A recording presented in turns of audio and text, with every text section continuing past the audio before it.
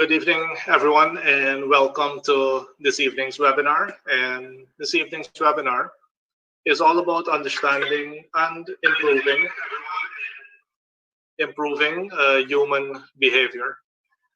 Uh, I'm Dr. Vishnu Durga, the chairman of Action Invest Caribbean Inc., and we will be introducing to you this evening a tool called QMatch Behavioral Intelligence Mapping.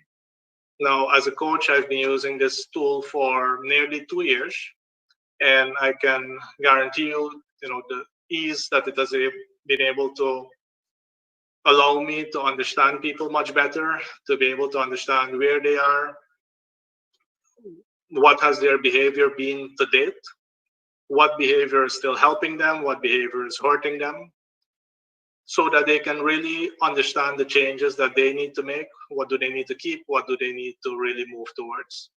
And I am extremely happy this evening to have a fantastic panel of users of this specific tool. And we will get started. As I mentioned, we have coaches from all over the world right now that are joining this particular call. We will get started by me introducing Coach Bruce Wilson. And if I can ask Bruce to join me online now. And what I'll be doing is I'll stop sharing my screen. So Bruce, you can bring your screen up whilst I do a brief intro. Okay, thank you. And Bruce is a master certified business and executive coach. He has coached business owners to understand who they are as a person, developing their strengths and taking positive, proactive action to reach their next level of potential. Bruce is located in New Zealand, and he is very well known in the action coach community and across the areas in which he operates. He's a coach which I see almost on a weekly basis. I follow him online, always has fantastic information to share on mindset, and he has helped so many people improve their mindset as well. So Coach Bruce, without any further ado, I welcome you to the webinar, and I invite you to take it away. Thank you very much, Vishnu, and welcome to everybody. Yes, I'm Bruce Wilson from sunny New Zealand, down near the Antarctic, and we're starting to feel that now. As you can see, I've got many interests: traveling with my partner Judy, riding motorcycles, and teaching and training. So when I came across QMatch, it's one of those tools that help me understand people and what lies behind their behavior. Because one of my philosophies is, one moment, know yourself and I'll know others.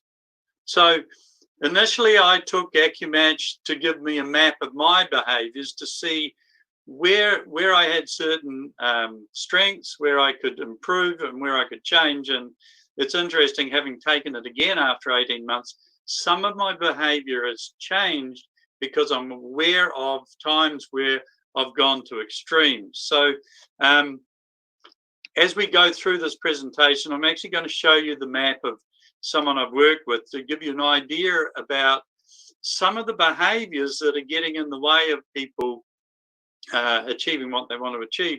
But more importantly, what are the needs behind this? So behind every behavior is a desire, a need. Someone's endeavoring to fulfill something in their life. So, oops, wrong way. So Tony Robbins identified 6 universal human needs. I've found them a useful framework to look at QMatch and see, okay, what is the need behind the behavior? So first is the desire for significance, recognition, power. So to be important and to have a feeling that we control what's going on. Number 2 is love, connection, and belonging, where we're feeling like we're part of something. We also are looking for certainty. So how can we get some predictability in what's happening in our life? Number 4 you see is variety. So what has been found that human beings have a certain tolerance for certainty, and then they seek variety. And growth is number 5. So the ability to feel like I'm going to be a different or better person over the next year. And then finally, contribution. So those are the 6 essential human needs. Now I'm just going to look at, okay, how does that play out in terms of QMatch? So here's a graph of a real live person. And as you can see, the first is section over on the left-hand side as I look at the screen is focus and attention. And will it be focused on what is in it for me, myself, or will it be focused on what's in it for other people? So in this particular case, this person is fairly evenly balanced. They do things for themselves and they'll do it for other people. Then we move to how they're going to make decisions about what they lend themselves to and what they don't. Now you can see on this graph, there's 100% desire for an internal decision reference. So what's that saying is that this person here is going to be looking inside themselves at their parameters on what they think is right and proper to be able to make a decision, as opposed to someone who will confer with other people outside of themselves. So this is a really extreme behavior. So anything at 100%, in fact, anything above about 80% means that this condition must be met most of the time. If it's not met most of the time, this person won't benefit. So when I'm working with this person, I realize that if they don't satisfy that need to be in control, to be significant in their own life, to the point where they make their decisions for their reasons, then I'm not going to get the best performance out of them. I also, as a coach working with this person, would start to get them to understand the value of referring to other people on decisions that they're going to make. And if we continue to go across right to the other side of the graph you can see in front of you, you can see 2 things. We've got clock, and then on the very extreme right, we've got compliance. So what it's telling me is that this person has a very high need. If I look under clock, has a very, very high need. Sorry, I apologize for that. It has a very, very, very high need for things to be changing. So that's their desire for variety. So they've got a high desire for significance and power and control. And they've got a high need for variety. Another interesting thing is that if we see the word contrary there, consensus means I get along with everyone when I make a decision. Contrary means if a door says pull, I'm going to push. So this person has a strong need to do their own thing. Once again, it's bearing in mind that significance is really important to this person. So we've got significance and variety are needs that are driving the behavior. So when I'm working with this person, I have to relate how any changes will increase their ability to have significance and power and will give them variety. So let's look at another example of an QMatch map. And this is the second part where we look at, okay, once again, we see a 92% high point and 100% high point. So this means these are critical behaviors. So this person has to see something at 92% before they're going to be convinced it's worthwhile. So that need to see that need to be in control. Once again, unless I see it, I'm not going to believe it. And then in terms of the next set of graphs where it says acceptance, they've got 100% need for consistency. So in other words, their need for certainty is now in conflict with their need for variety. This has got 100% need. I need to know it's going to work, Bruce, and I can only tell it's going to work because it works 100% of the time. So I've got high significance, want to be in control, high variety because I want change and I want to do the opposite, but I've also got high certainty. So what I'm reading in this person is that there's some conflicts. If I look further along to their decision focus, they're going to be totally based in the present. So this is the channel one side in from the right-hand side. So they're at 81% in the present. So unless I can see something now in the present that I believe is significant, I'm not interested. So I'm going through this to show that underneath the behavior, there are certain needs that this person is endeavoring to fulfill. And in my coaching, I need to show how any change will maintain significance, will maintain variety, and also will maintain the certainty that this person actually wants to achieve.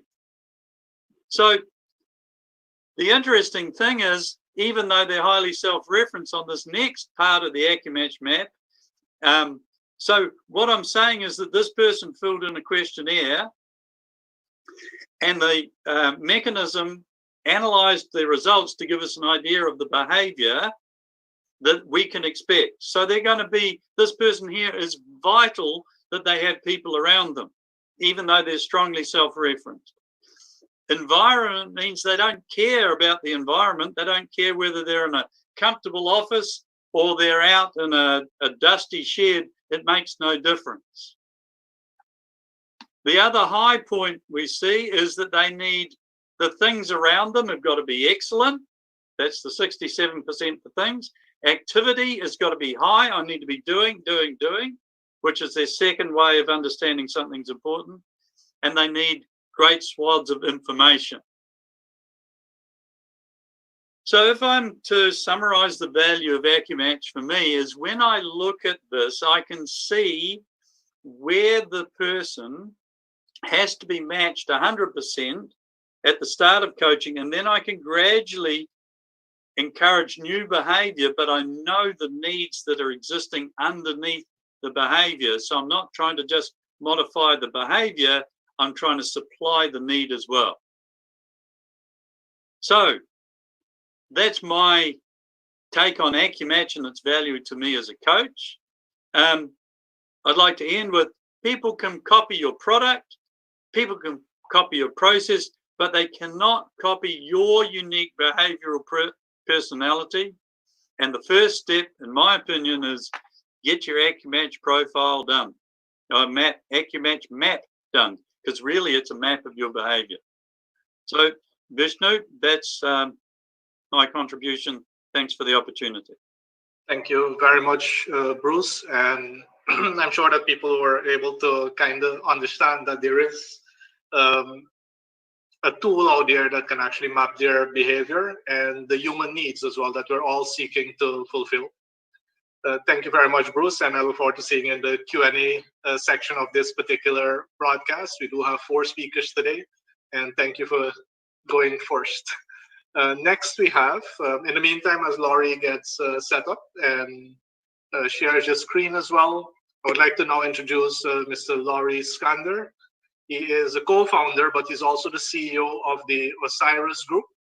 He's a master coach and psychologist. He's very energetic, a very powerfully engaging facilitator who leads people to remember and feel their passions and aspirations to live and work well. Laurie cherishes the richness of personal history and diversity people bring to their everyday work and off-the-job development programs. As a coach, therapist, consultant, and facilitator, Laurie draws on his background and experience in large-scale public and private sector change projects, industrial, community, and private sector practice psychology. His work spans over 25 years of industrial experience in both large and small organizations. So, Laurie, welcome, and I look forward to your presentation. Thanks, Vishnu, and thanks for the opportunity to be chatting to all of you who've joined us this morning or this evening, depending on where you are.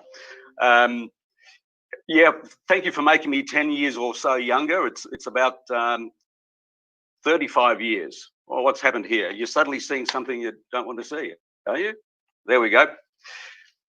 The one thing that really drives me, and that I guess I get quite passionate about with where QMatch fits, is that I'm driven by understanding what happens in the most incredible computer known to mankind, and that is our brain, which drives our behavior. And we've got one of the rarest opportunities in business life at the moment, one of the rarest opportunities that any of us have had the opportunity to take advantage of, and that's COVID-19. And I know a lot of people will say we've been through a lot of other things as well that have affected business, but this is quite significant. And a question I'd like to ask all of you who are either coaches or business owners or executives in business, and that is, this is the opportunity to create some shift and some change in your business. And I would ask you just to consider, what environment do you need in your business now to support sustained new behaviors, new beliefs, new practices, new habits, until that becomes the new norm? Because just by defining them up front, that's not going to make them the new norm. And I'd just like to talk to you very briefly about why that is. When you make changes in an organization, even if that is just a one-person operation, that does not necessarily translate to you and others make the transition towards those changes. That's an emotional buy-in. And what I'd like to do is just talk a little bit about why this happens at environmental level within your company, and how the QMatch behaviors help you understand what is going to work for you and what's going to work against you as we do this. So, brain, most powerful computer known to humanity. We're coming out of lockdown. So for a lot of people, we've been shut down. I've actually rather enjoyed it, to be honest, the peace and quiet to get on with things. But what's happening now is that it's allowed a lot of people in business to consider, I wonder what we can do that is different, that is innovative. What have we learned from this? And to translate that into action means you need to create a shift in your mindset. This is key, but this is also what happens. There's a fellow called William Bridges who's got a beautiful, elegant model of people working through transition. I love it. He talks about three main phases that whenever change is imposed, either via a COVID-19 or an economic situation or just an organizational decision, how do you bring people's hearts and minds on board with the change? How do you bring people on board so they become a part of whatever the new norm or new normal is going to become? And he talks about three main phases that we work through. First is the endings. At some point, there is a need to signal clearly what must stop. If we are to move forward with any innovations, any new practices, any new ways of doing our business, there are some rules, some beliefs, some behaviors and practices that no longer align. So there must be an ending to them. And with every ending comes for people a sense of loss. Oh, I used to be a real expert pre-COVID days, but this is new, this is different. Maybe I'm not going to be good enough. You know, maybe I was highly regarded in my industry, and now suddenly I'm just part of the morass of people who are struggling to create, you know, a new look for my business, and I've lost my sense of status. So endings come about in an emotional way and in a practical way. Then he talks about what often happens is that when people start to come back, as we are now coming out of lockdown, we come back to, they call new normal, but what's in reality happening is a lot of people are still expecting pre-COVID normal to simply return, status quo. And there's a reason for that, which I'll talk about in a moment. But this is the time for what he calls the neutral zone, the transition process where people are unsure about, well, we can't do what was in the old way, but we don't quite know what the new is just yet. So what do we do in this weird space of, yeah, there are some things we can do, but there are some things that we've said, no, doesn't align anymore. Without the new rules of engagement, we need an environment that allows some creativity, some innovation, some experimentation, most likely within certain parameters, certain safety and procedural and regulatory parameters. But we are now in the most incredible opportunity phase for business, which is transition. How do we create the so-called new norms of our business when we don't quite know what they are? Is we have to play sensibly. We have to allow people to engage in experimenting with new ways of doing things and then working out how is that creating the shift that our business requires. And at this point, people start to get quite energetic about it, but also quite fearful, because it's like, I don't know what this new world is. I was really comfortable 3 months ago, and now it's like, oh my God. But out of this process comes the new beginnings. Hey, look, we've tried a few things and that's working. Great, let's keep that going. That's working, but not quite enough. Let's tweak it a little bit. That's not working. Let's find something different. So does your environment, and do you as a business owner, a business manager and leader, do you create the environment to allow that sort of innovation and experimentation to take place, as well as giving people the space to try new things, to maybe fail a little bit and learn, but also to not go back to previous practices that are simply going to signal no change. That's really important. Now, next step, this is what happens. It all happens in the brain. And this is why. Hypothalamus. I'm not going to give you a neurology lesson here, which I am apt to do, and the people online here will know I love this area. But essentially, there's a part of our brain that operates as a regulator, like a thermostat. Everything in our life we have learned to do within a range. So you can see in the slide there, we have days where good things happen. We have days where bad things happen. We have better days. We have worse days. We have successful days. We have failures. We have happy days, sad. Everything happens within a range. And in that range, we start to automate. Our brain says, hey, life has got good and bad stuff. So how about, because the brain has two key priorities. One is survival, the other is energy conservation. How about if you keep repeating life within this range, we lock that in as your range of what life should be. This is how life should be. And what happens is that we operate in an unconscious way. We have better, good, worse days. Fine. When something happens that takes us way out of that range, every cell and fiber in our body, every part of our brain wants us to come right back like a thermostat. Hey, it's too hot, need to cool you down. Hey, you're too cool, need to warm you up again. So why is this a challenge? This is a challenge because in the absence of an environment and a behavioral environment and a leadership environment in your organization, in the absence of an environment that allows people to either extend that range of behaviors as acceptable or to shift it up, what will happen is people will revert back to their old ways, always. We will always adapt dependent on what our environment allows us to adapt to. So the key here is, are we going to allow people to adapt with new way of thinking or an old way of thinking? And both will give you different results.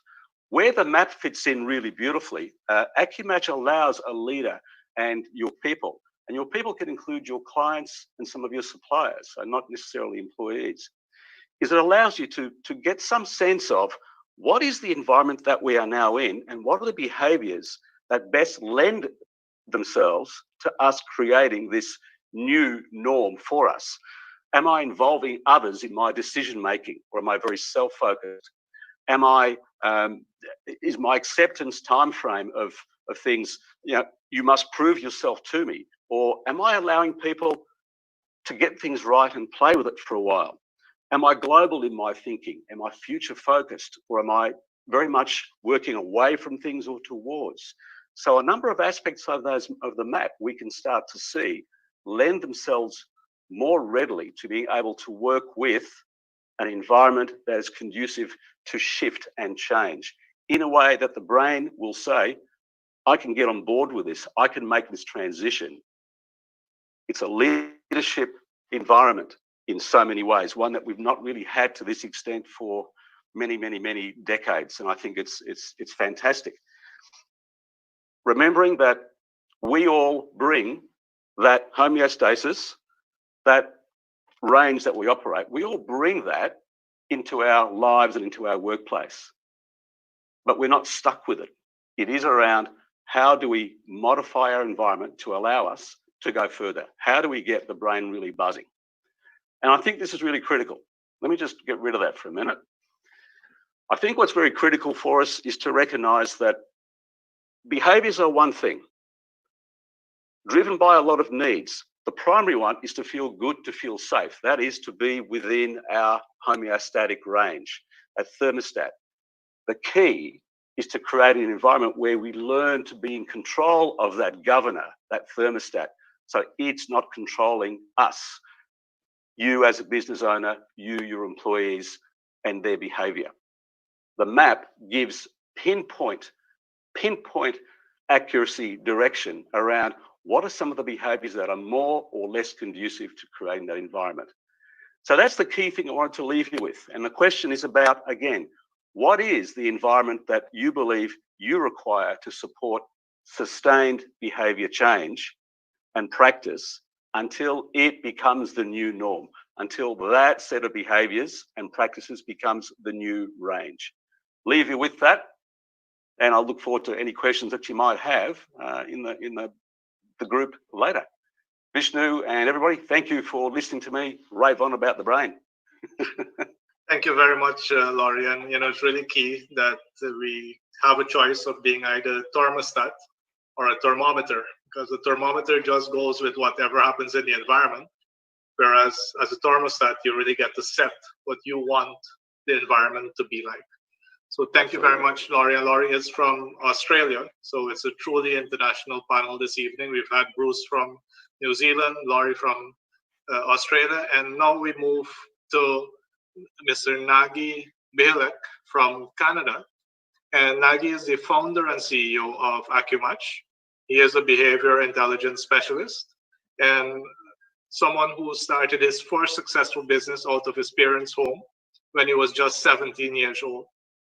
His expertise in organizational change led to dramatic cost savings for multiple Fortune 100 companies in the 90s. And his leadership and entrepreneurial know-how directed his own Australian distribution company to reach 3 million in revenues in less than 3 years, with distribution to over 3,500 retail stores.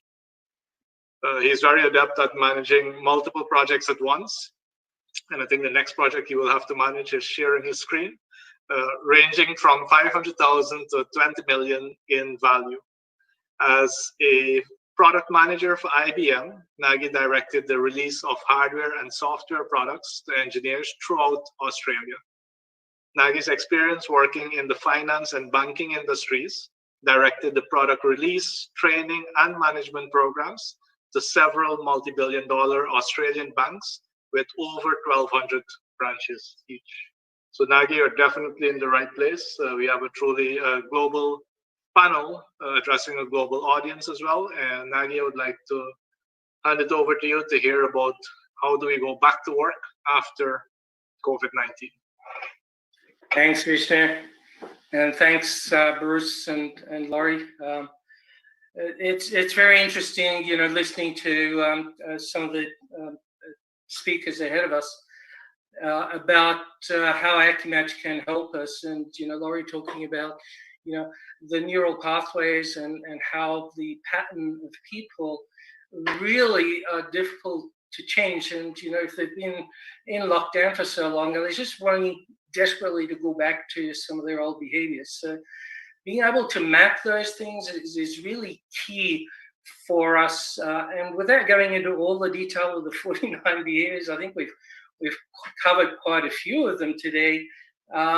It's really insightful, when people first see this, they go, wow, so many behaviors, how do I learn all these things, and I know there's some coaches on the call, and there are some business owners and leaders here as well. So I'll try and keep it consistent to all areas. What we always hear within a week or two of actually learning this is how insightful it becomes and how easy it becomes, because it creates so much clarity. It's through the amount of information that's available that we get more clarity. It's when we don't have, or when we use vague terms, we don't have clarity and we create confusion. And the environment that Laurie talked about becomes confused and doesn't have clear direction. Now, I just want to talk a little bit about that in the context of getting back to work. And I know some business owners have already started doing that. And we've heard the word pivot, we've heard change, transformation, we've heard all of these things. And for some organizations, it's very much a reality. Change is required. Some other organizations, they're probably finding that there's very little changes and to get back to work. And what I'm going to cover here today is just 3-step process, preliminary thinking about who on your team do you need to bring in first, and what should they be doing so that when the rest of the team comes on board in step 3, they can all get to work and actually achieve, whether it's the pivot or the minor change or transformation that needs to take place. And rather than look at the whole map, I'm just going to pick these 2 points on the map, which is option and procedure. And I'm going to talk in context of those 3 steps. So let's talk about first the procedure person. And I picked a person here. This is actual real situation, real map that I pulled out of the system of a person that is 100% procedure oriented. And what we know about procedure people is, while they're great team members because they get things done, they need to be given the step-by-step how to do something. So you need to not only train them, but you need to actually review and help them so that they've got it documented in their own way so that they can repeat it over and over again. When we bring the pivot into play here, they get the deer in the headlight look. They go, what do you want me to do? I don't know what to do. Tell me what to do. And so we need to really understand that this is just a program. This is how they've been programmed for years. I think Laurie touched on that. Their automatic unconscious behavior is what they go to most easily so that they execute that. It's unconscious competence. Okay. Now for leaders, when I know I've been there because I'm a high problem solver, and I can't understand sometimes why people can't do that themselves. So it created frustration until we started to delve in this many moons later to understand that, hey, it's not good or bad, guys. This is just how this person functions. And so for a leader, it could be very frustrating. And what we need to do is understand, okay, how do we set up an environment like Laurie talked about that creates that environment for these people to really succeed? So let's go to the next one. Options people. Now, options people are the opposite. So this is another person that's 100% options. This person loves to solve problems. In fact, don't ask them to follow the same thing over and over again. They just go crazy. They'll pull their hair out. But give them problems to solve, like a kid in a candy store. So guess who needs to come in first, right? For a leader also that is not that much of a problem solver, these could be lots of shiny balls. We've got to be careful that we're not pulling in too many directions, that they have clear context of what's required. They're here to build a procedure which has all of the parameters to be able to bring procedure people so that they can actually get on with work. And that's really that three-step process that I talked about. So when we talk about getting back after COVID-19, what's the right process? And the right process, I think, is a staged one. Bring your options people in first.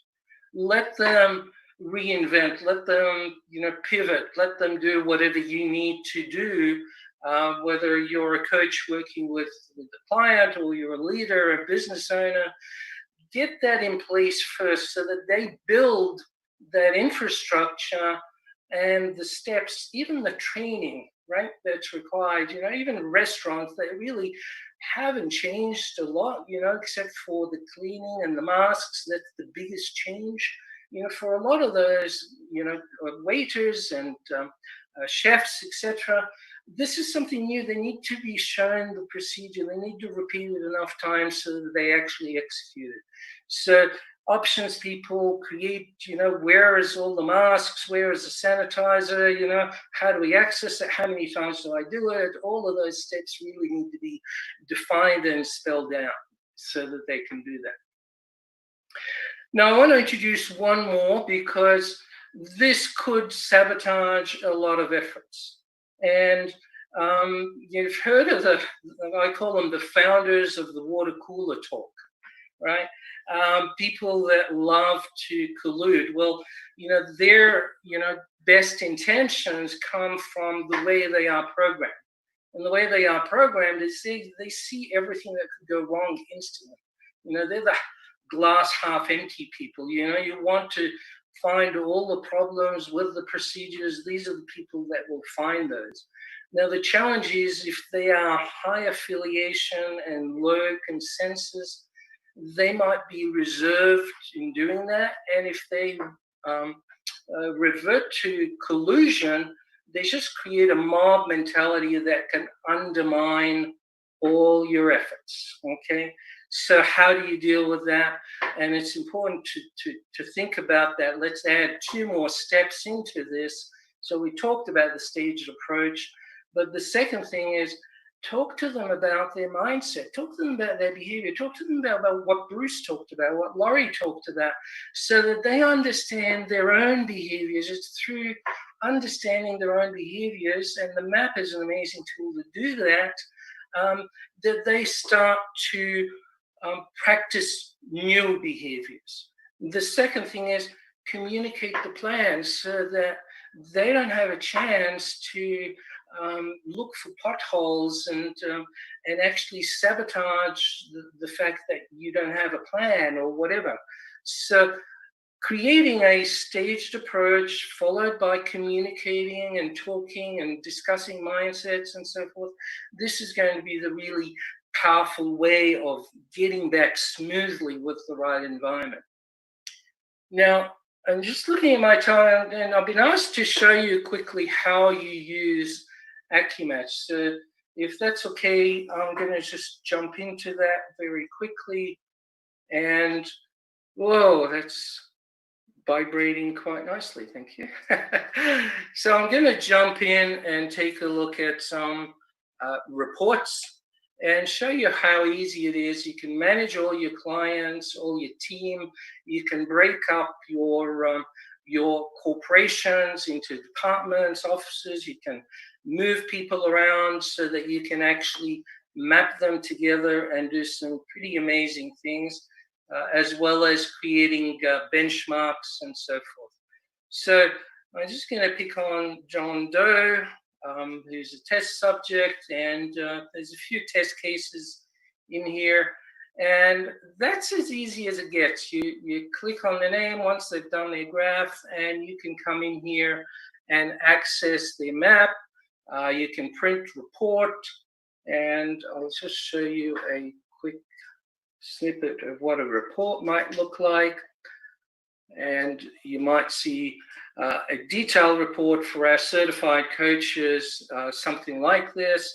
There is a lot of detail in here for the coaches to work with their clients and with the leaders. And you can download these and generate some of those reports.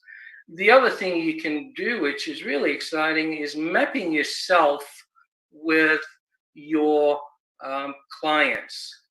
Let me just refresh this very quickly.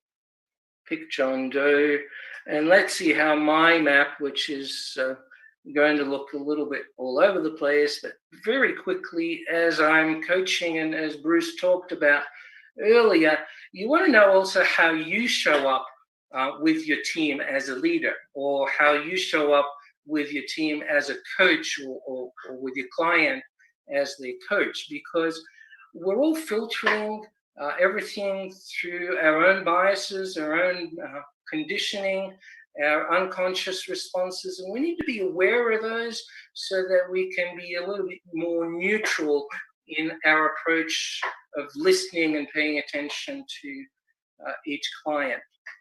You saw the benchmarks before. You can create different benchmarks in your system for top performers, I have some here for coaches, firm owners, etc., and be able to compare what a person, an individual, how they would compare with the general population of similar people in similar roles. Now, we have to be careful that that doesn't become an automatic judgment.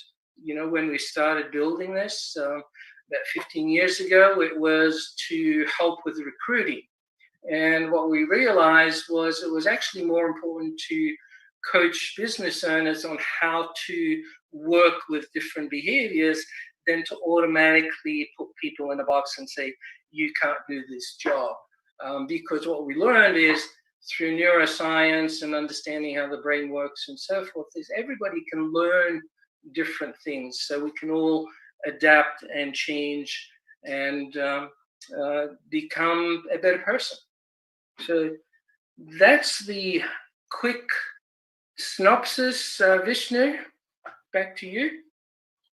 Thank you very much, Nagi, for providing that overview, and also, for introducing me to the QMatch, that fantastic tool that has really helped all of us improve people's lives. So thank you, Nagi, and I look forward to seeing you in the Q&A section.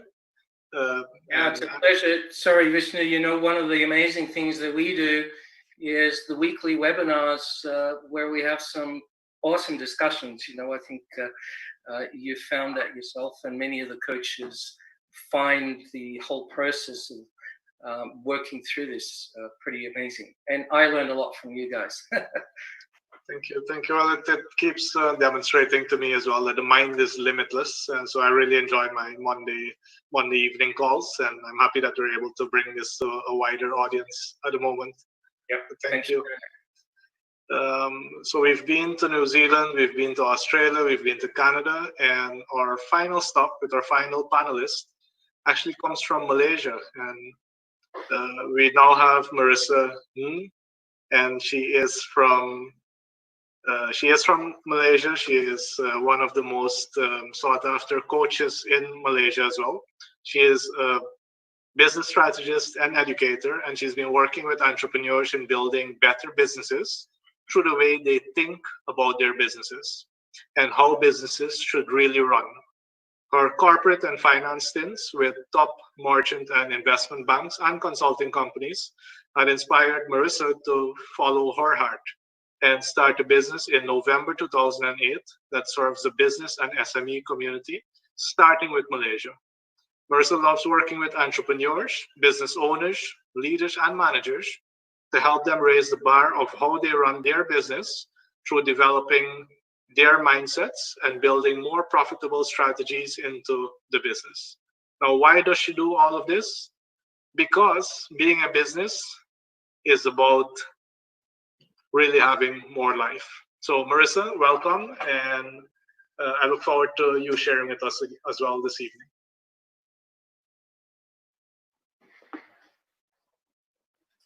Thank you so much, Vishnu. Thank you for the invitation. It's really early here in the morning, but I'm really, really happy to be here with all of you. I understand that on this call, we've got business owners, we've got people who are entrepreneurs, we've got people who are also leaders, future leaders. We also have people that are coaches and consultants. Great. And so I like to take the next 5 to 10 minutes to share some of the power of QMatch as a tool that we use here in Asia. Yeah.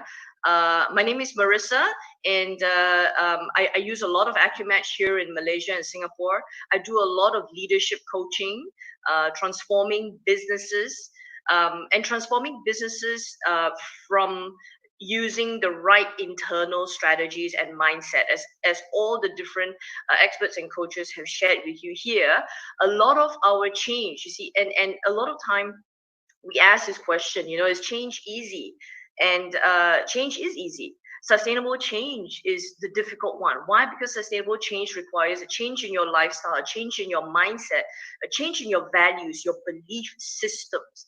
And so how QMatch plays that role, this is what I'm going to share with you today. So I'm just going to jump right in and share my screen here.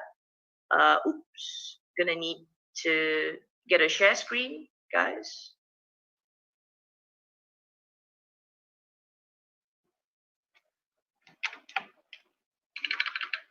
Hope I can get that going. Please go ahead. Okay, all right. Thank you so much, Vishnu. Okay. And so if you can take a look at my screen here, guys, one of the things that I take a great time in sharing with our leaders and entrepreneurs is, you know, the different phases there are in business. Now, it doesn't matter whether you're in a training business, you're in a florist events business, or you're B2C, B2B, doesn't matter. But I just want to say that, you know, there are different phases, and I'm sharing what you see on my screen, general phases of starting something and finishing something. Okay, so in any given project, you probably start, you know, and the start of anything, you know, there's a lot of planning, there's a lot of putting ideas together, ideating, creating, and then you don't keep starting, you know, you go into execution, and in execution is compliance, is following through, is detailed monitoring, you know, so those are the activities inside an execution phase. And once you finish executing, whether it's 2 days or 3 months or 6 months, depending on what projects that you're using, that you're implementing, you get to a review stage where you're evaluating, you're comparing, you're investigating with a magnifying glass, yeah?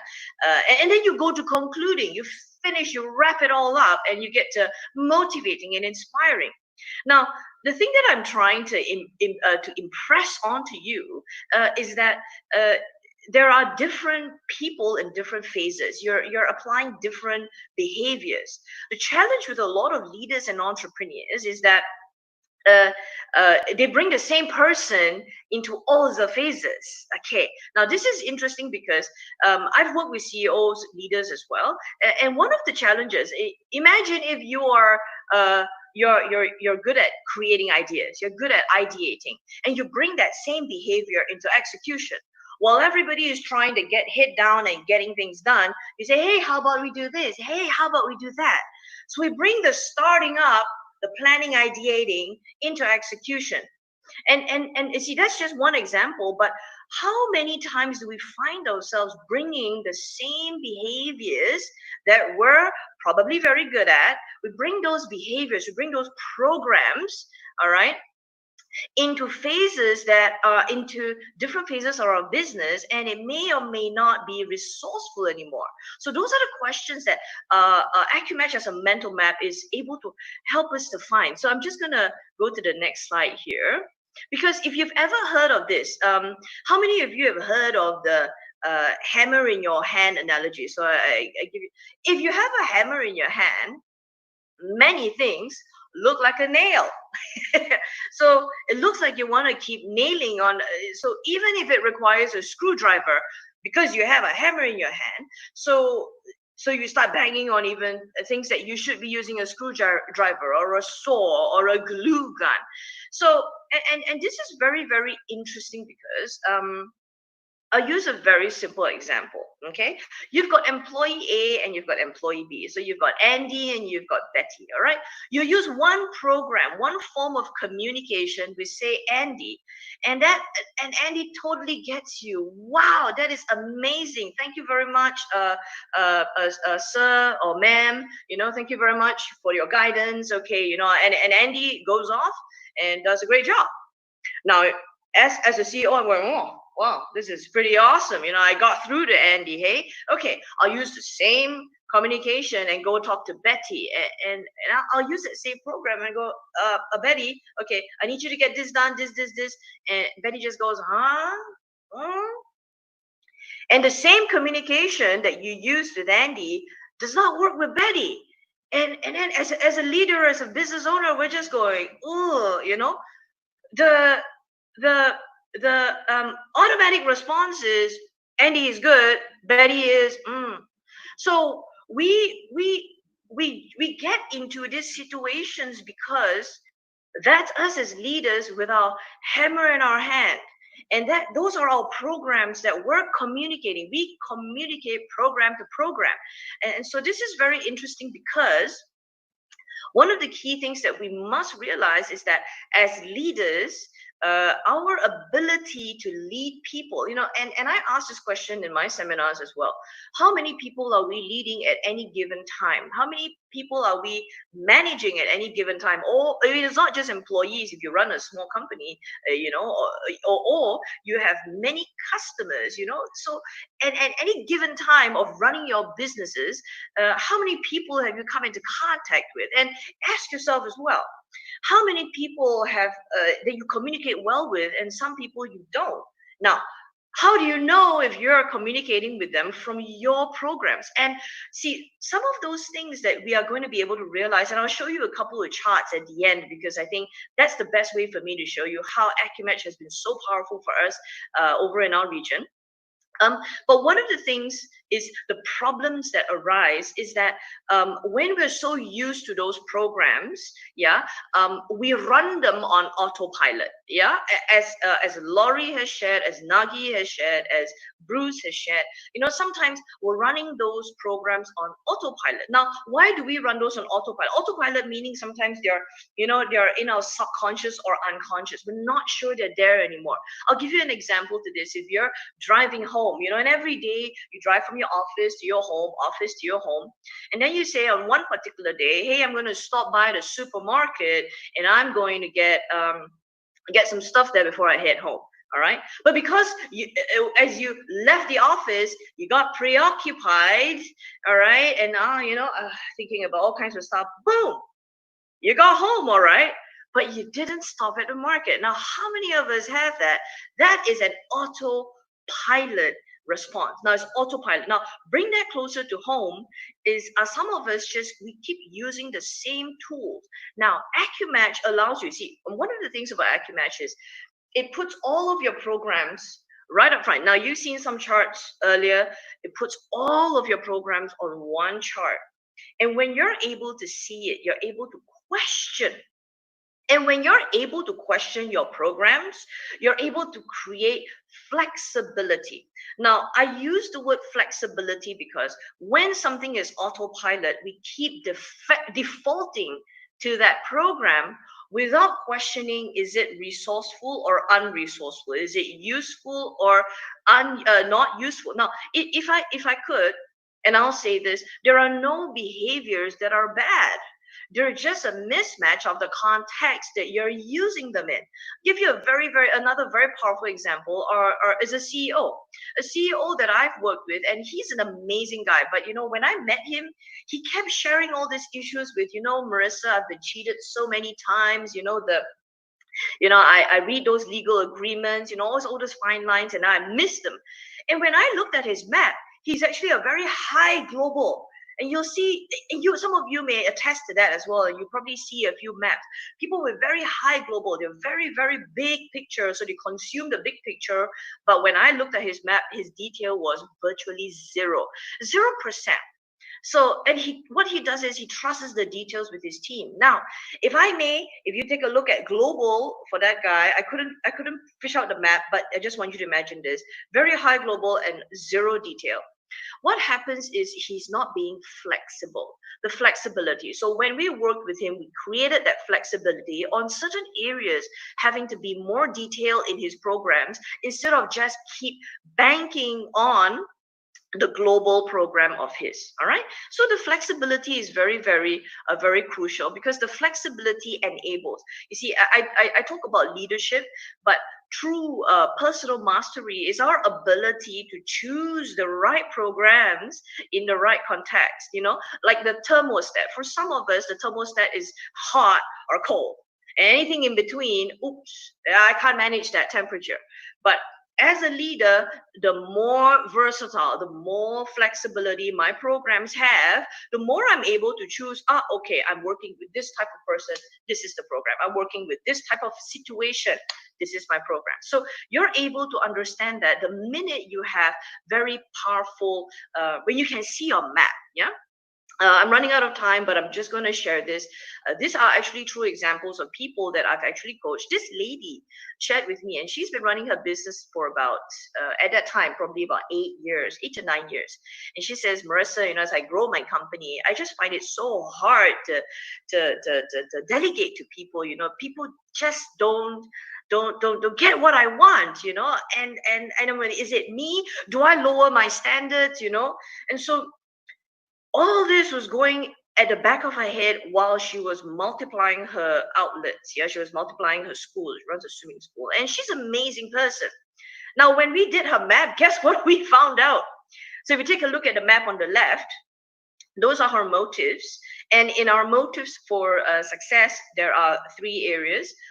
Number 1, control. Control meaning what you plan is what you want to be able to get. Control, yeah, number 1. Number 2, affiliation is your relationships, yeah, your friendships with the people that you get to do it with. Number 3, achievement, i.e. results and the outcomes. So if you take a look at her achievement, she's got a pretty solid focus on the result, but she's also got a pretty solid focus, a grasp on control. So control is at 69%, all right? And if you take a look at contrary, all right? So this is one of the highest in contrary that I've ever seen. I've seen hundreds of reports as well.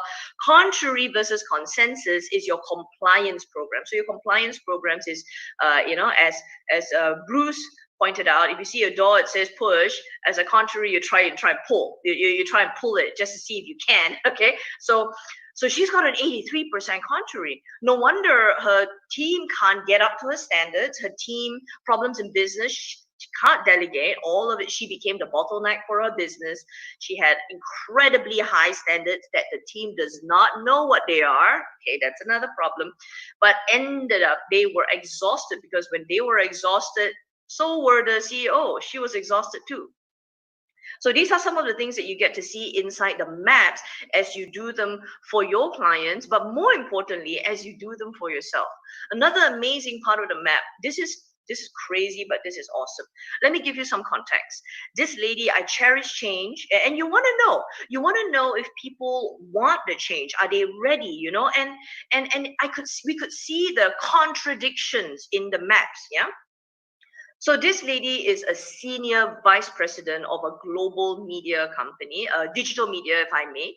So she responds to the group CEO, and she's basically her right hand. Yeah. His right hand. The CEO is a guy. All right. So she responds to the group CEO, and as the right-hand person, you're supposed to be proactive. You're supposed to be able to initiate. You can see the big picture, and you rock and roll. You go and you do stuff, right? So, and when she said, Marissa, I'm just not sure about my role here. I seem lost. I can't take those few steps, and when my boss comes down on me, I just am so confused. I don't know what to focus on. And when we did her map, okay, let's take a look at your map. Taking action. This is one of the programs. So take a look at the map on the left. You'll see the initiate. Initiate is your ability to start stuff. Waiting is your ability to see what happens. Yeah, it's also one of your programs. Reflective is your ability to, it's your programs that consider, that think a lot, all right? And that does the thinking before you take action. So if I may, you take a look at her initiate, 31%. Her waiting is 63%. As a senior VP, this is a problem. She can't initiate.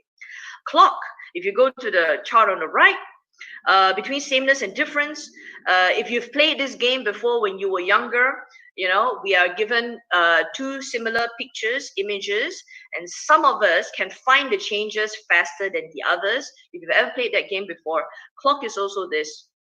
If you're high on difference, you're going to look for the differences between the two images, all right?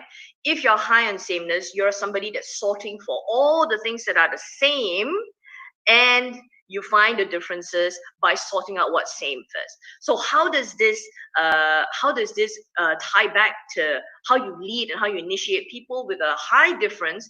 They basically are ready for change. They are going to make changes a little bit more radically, a little bit more quicker than the people that are sorting on sameness. Yeah. Now you can tell all of this. Now, if I may, the high difference here shows that this senior VP is ready for change. However, she's not making this change as quickly as she should. These are all things that we found out. And if I may, this is a very powerful tool, because as we sometimes only guess, I think Vishnu, thank you for appearing. I know we're running out of time. And I just wanted to make sure, guys, that you understand that we have been even using the QMatch reports and assessments to understand our clients. And prior to QMatch, I have been using a lot of assessments and tools, but they were not enough. They were not sophisticated enough for me to really understand my clients up until I've used QMatch as a tool. And so I hope that, my short segment has been able to give you some of that insight. So thank you very much. Back to you, Vishnu. Thank you very much, Marissa. And you can please feel free to stay on. I would ask the other presenters as well to come back on screen. Thanks for a very fantastic presentation. It really made me think about some of the leaders and even individuals in society where they do seem as if they only have a hammer, and to someone with a hammer, every problem looks like a nail. And I love that you really laid it out really nicely of all the tools that we as leaders need to equip ourselves with, so that we can really use the right tool for the right circumstance. So thank you very much for being on. I know that Ross is also in the room, so if Ross would like to join the panel, he's from the US, so it would make it, let me count the countries here, we'll probably hit at least six countries on the panel. But I would now like to introduce, we also have Sandra here as well. So I'd now like to introduce Prem, and Prem is going to take us through the Q&A. And but I believe Prem will be asking the questions, and Prem is also a certified QMatch coach based right here in Guyana. So Prem, you want to go ahead with the questions? Yes. All right, thank you. It's a privilege being on the call this evening. All right, so our first question will go to Laurie, and this is from Gary Thompson. He says, people develop at a different pace. What are those health-related factors that regulate or deregulate learning? Laurie? Thanks, Prem. Thanks, Gary. Really, really good question. I'm also going to say I'm not 100% sure what angle you're coming from, but let me take a few guesses. I'll answer it from 2 points of view. One, the health-related factors. I'm going to introduce you to a mate of mine, Barry Bazza. Here he is. The answer is here. And it's a little thing inside there in blue, that dot, little almond-shaped thing called the amygdala, the fight-flight response. The reason I say that is that when it comes to the health-related impact on learning, let's push aside disease, etc. for the moment. Let's just put that away, illness. One of the things that happens for a lot of people in terms of their learning is the level of stress that they are under. So from a workplace point of view, right now, we will see people coming back to the workplace post-COVID with varying levels of stress. One of the things that we didn't spend a lot of time on, not the nature of this particular webinar, but one of the areas that we can look at with the QMatch map is your stress response. Are you high feeling? Are you high logic? Choice, right? And it's about how that behavior comes out. A lot of that is the fight-flight response, where a person is not working in equilibrium. The other thing is, from a homeostasis point of view, at times, that range is really narrow. I can't take much change. I can't take much. So from a map point of view, we will see a person's, let's just use the word emotional and mental health, right? Not talking physical health, although there's obviously an impact. We can see that their overall well-being at a mental and emotional health perspective is in stress. And you'll often see it when there are some inconsistencies across the map. So a lot of the coaches here who are using it, we've talked in the webinars about maps that on one hand look a little bit extreme, but don't quite make sense. And there's the opportunity to understand, is what we're seeing a reaction rather than a chosen response? So are people working back off their early safety and security related programs, as Marissa was talking about? We're programmed, our scripts. So the map can help you understand that, but it's also what is happening in terms of a person's stress response is very obviously going to impact their ability to learn and adapt different ways. Adaptation is a risk. Non-adaptation is also a risk, so there'll be that internal conflict that people will experience. I don't know if that helps you, Gary. That's my take on it. Anybody else, please chip in. Yeah, Laurie, I think you touched on a really good one, which is the stress response area.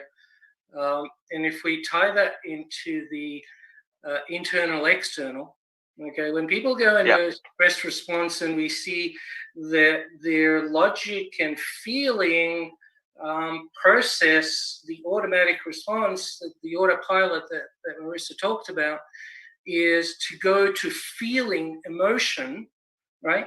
They're in that emotional stage where their learning has just shut down. Okay, their ears have turned off.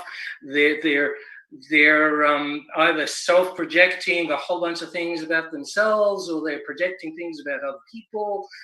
When all of that is going on, the brain, I think, Laurie can talk to that, is no longer in an open, comfortable state to receive information. And so that's probably going to show up in that area of the map under stress response first. So I think that's a valid area. Very good question. Okay. I hope that's helped, Gary. Right.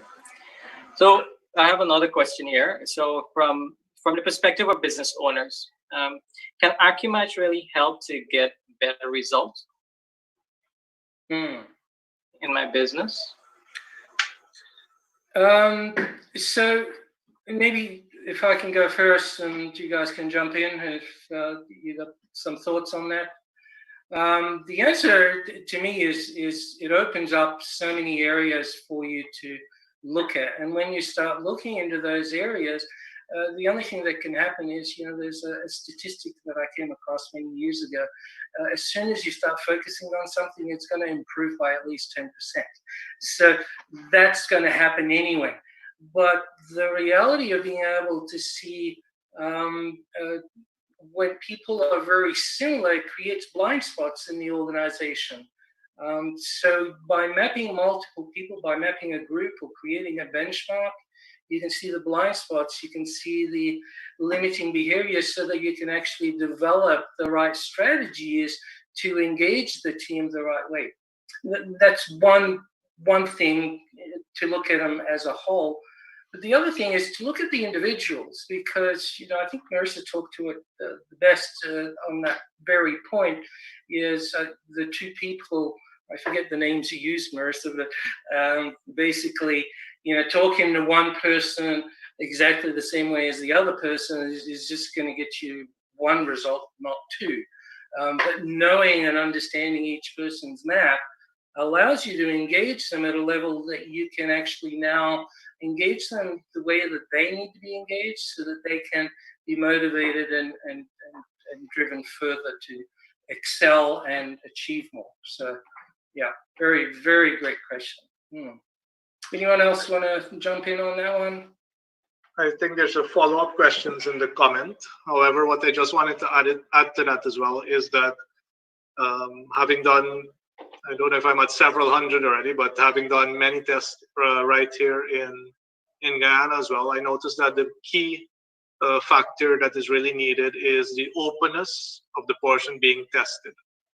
We find that when people come to us, and it's usually one of two things: they really have a challenge that they want to have some answers, or they have recognized that they may have plateaued and they want to know what's next, what's happening in their mind. But it is their openness to really use the knowledge that and the intelligence that comes from such a map that will allow them to retain what's good and grab on to what can really move them to the next level.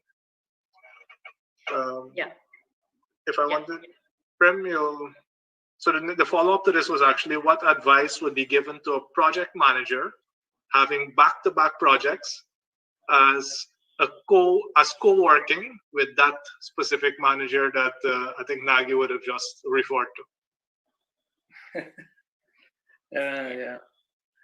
Vishnu, you're probably in a better place to answer that one. What do you think?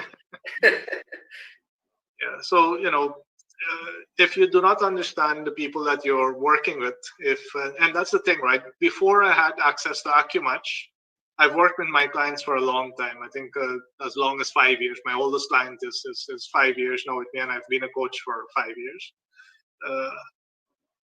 It took me months, 3 months, 6 months, sometimes a year, with what I would know now on that single sheet of paper about someone in 15 minutes, 20 minutes. And it stopped me as well from being, I'm a highly dominant personality, so I like to get results really fast. It stopped me from being frustrated with people. Why does someone behave this way? It is so much easier as well, and especially for the portion being tested. When they see it black and white, it's not Vishnu's opinion, it's not Nagy's opinion, it's not Bruce's opinion. It is what it is. It is the questions that you answered that are giving you this particular image of what's happening in your with your behavior in the meantime. So using this across organizations really allows for the level of frustration and stress to go down. People understand each other better, and even if the other person does not want to change, you understanding them and you understanding you really creates a huge opportunity for improvement. Yeah. Thanks. Marissa, you talked about the flexibility, the elasticity. I think that was a really good example, right? Yeah. And the flexibility is. I'm just adding to the question on the getting business results. I think it's very simple. If you're somebody that's running a business that's an annual revenue of $1 million, you manage 5 people, and then you want to grow your business to say $10 million annual revenue, and you're managing 30 people. Would your programs be different? Absolutely. And so those are the inner strategies that we have to know how to flex and create that elasticity so that we're able to deal with the different contexts. I mean, for example, one of the contexts that we were probably shoved into was COVID-19. Probably many of us did not have the flexibility to deal with this, but based on our programs, and when I looked at my own chart, I looked at my clients' charts, I could quickly create the adjustments to help them manage this pandemic a lot better. So absolutely, thank you so much, Nagy. The flexibility is the elasticity in who we are in every given context. Mm-hmm. Right, Bruce, follow-up question. Can I jump in there, Vishnu? I know we're over time, so a follow-up question from Gary.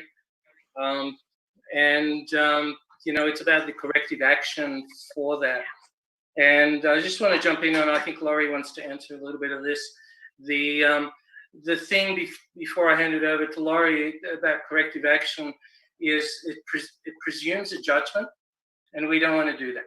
Okay, and so I can't give you something that will work for every person. What we need to do is really understand the context and the situation related to that person, because the map has 49 points, and we need to really consider some of the other areas before we start leaping into a corrective approach. So, Laurie, do you want to add to that? Yeah, and I think it responds to that question, as well as Gary following on with the stress and the deregulation. As I'm looking at my screen, I have a little rock here. I'll show you. It's really simple rock. It's got one of those silly sayings on it. I don't know if you can see it. The meaning of life is to give life meaning. It stands in front of me here. And I look at that because I think that's key to it. And Bruce has responded a bit to you, Gary, there as well. A lot of what happens for us is about how much of it is automatic. How much of the program are we aware of versus not aware of? And it's not what is better or worse. It's what is functional for us. And some of our coaches use the words, is this state resourceful for you or not? In terms of what are the steps that people need to take, and it's not so much about stress deregulating. In fact, stress regulates even more tightly the behavior pattern. It actually locks you into absolute safe patterns, remembering that safe does not have to equate to effective. It just means I'm here, I'm safe in the middle of a war zone, right? So an internal or an external stressor are the triggers. What's critical here, and where QMatch plays a vital role, because of the depth that it allows a coach who's working with a client or a business owner, the key here is the ability to delve a lot deeper into understanding what is driving you to respond to that trigger. And it's in that level of understanding, that's where the work is. That's the very good, healthy work. It's creating, bringing from an unconscious or subconscious state, simply that which is more automatic, to a conscious state, so that you then have more ability to choose your behavioral response. And that's the core of the work where the methodology that underpins QMatch fits. So I've used this from a business coaching point of view. I use it in a as a psychologist. I use this in a therapeutic mode as well, where the triggers will just have different reactions and different levels of stress for people. But I'm using this for people who've got to the point where they've come from an abuse background, so their stressors and triggers are just deadly, versus someone in a business who's just facing, potential bankruptcy, but it's not life-threatening. But either way, when they understand their behaviors, how they are giving life, it's this. How are you giving life to the meaning that you're giving it? When you understand that, then you can look at that and go, is that resourceful for me or not? Choice. If the answer is yes, good luck, have a great life. If the answer is no, I'm Australian. Do the bloody work. Work with your coach. That's how you sort it. Thank you. Prem, do we have any final questions before we wrap up? Mm-hmm. I think Laurie answered the second question that we have here. I'll ask another question. The question is, can QMatch help with relationships in the working environment as well in the home environment? And this is from an individual perspective. It's funny, and Sandra was on the call with me this morning on another webinar, and I think this came up, right, Sandra? Yeah. You are muted.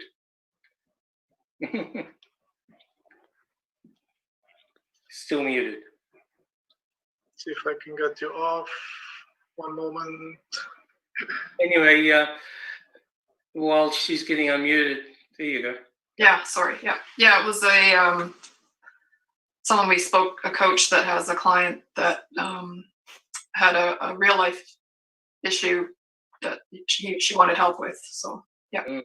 Yeah, and it was really interesting to look at the map, and what the coach identified with quite quickly is there were some points on the map that were so extreme that couldn't possibly be just an adapted response to the environment of work versus home.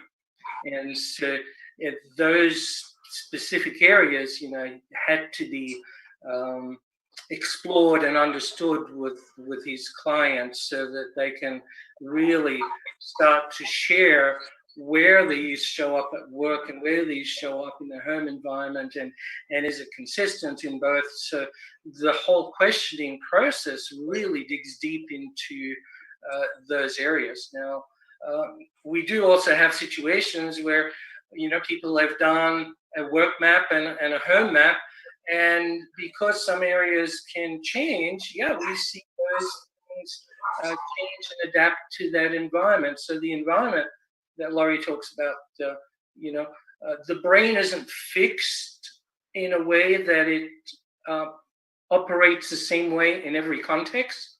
It actually has multiple capabilities and multiple contexts and complexities.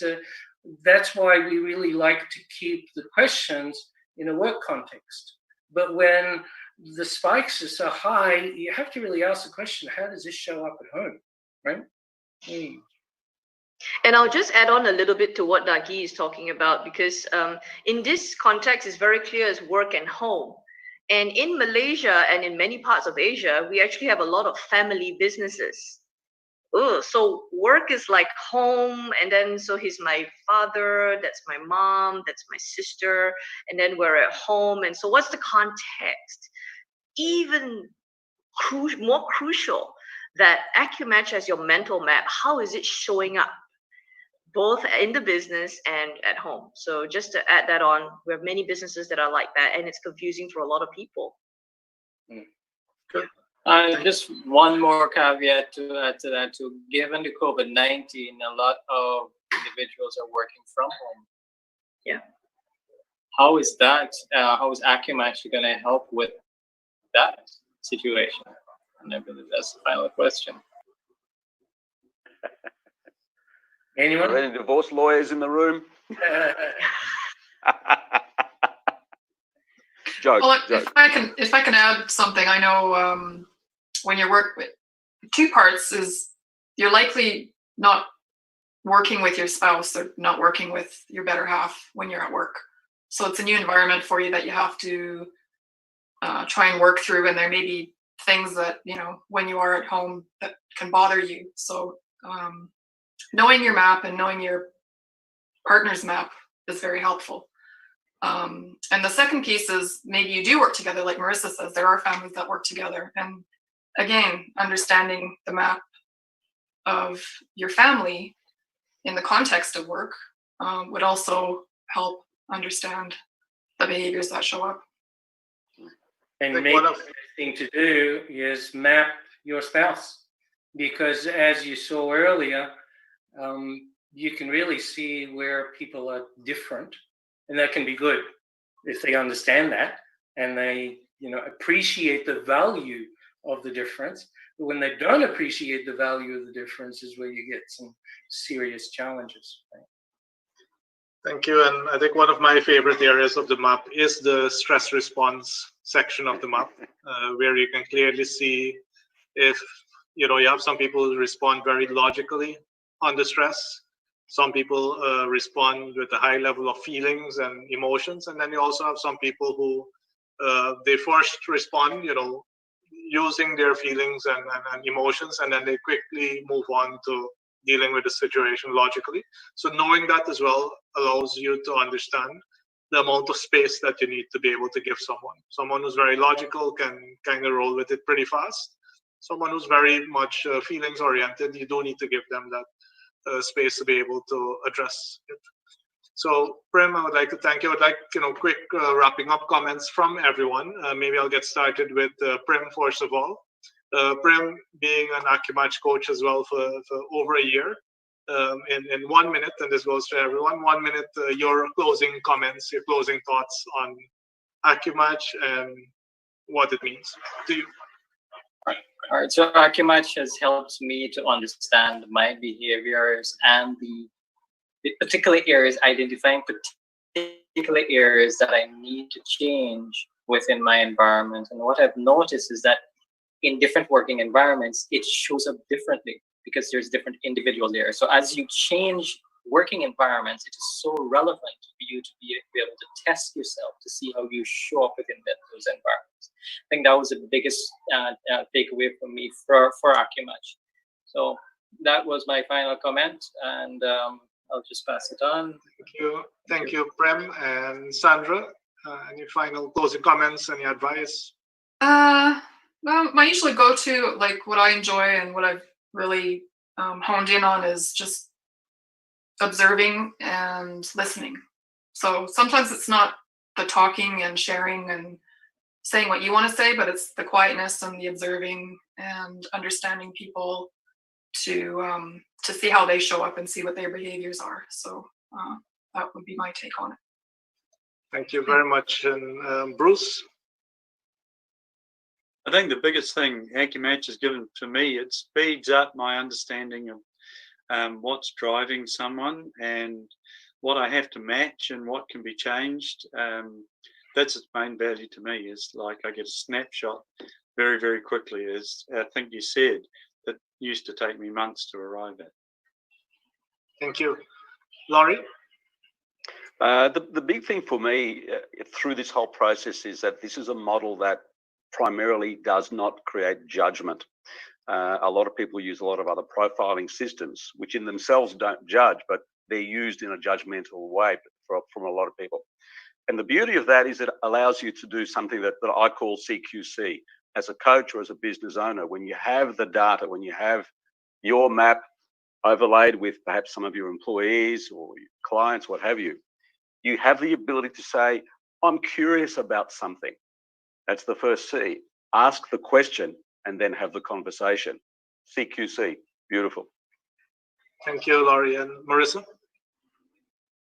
Yeah, thank you. I think the journey with AccuMatch has been amazing because I've been using a lot of different tools for a pretty long time.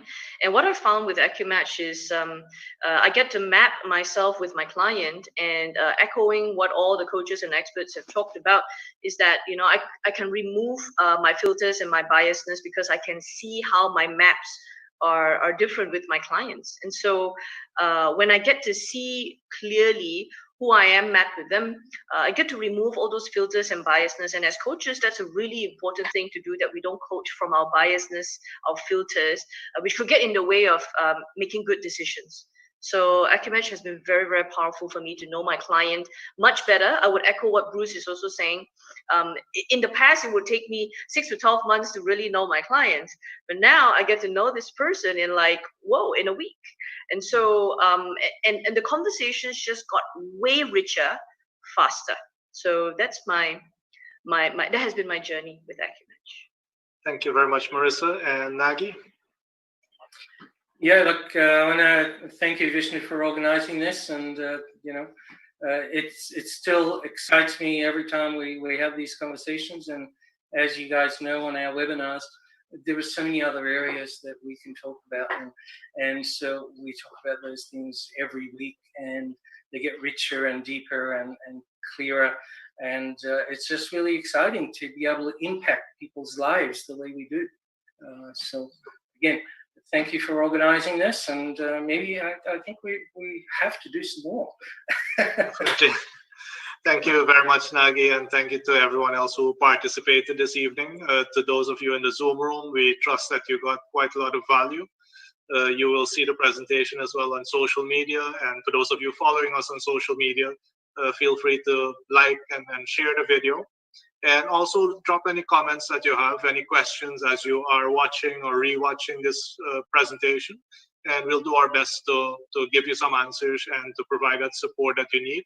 You'd have seen the website as well, scrolling through the presentation. You can make sure that you check out the websites. And if you really like what you heard this evening, and if you really want a much better insight into your own behavior, to see your own map, make contact with us on the various social media channels through the website, so that you can also benefit from a tool that has really brought tremendous value to all of us here on the call. So with that being said, I would wish everyone a good evening, and I look forward to really being able to serve to the best of my ability. And as Nagy mentioned, you'll see quite a few more of these kind of presentations. Thank you and take care.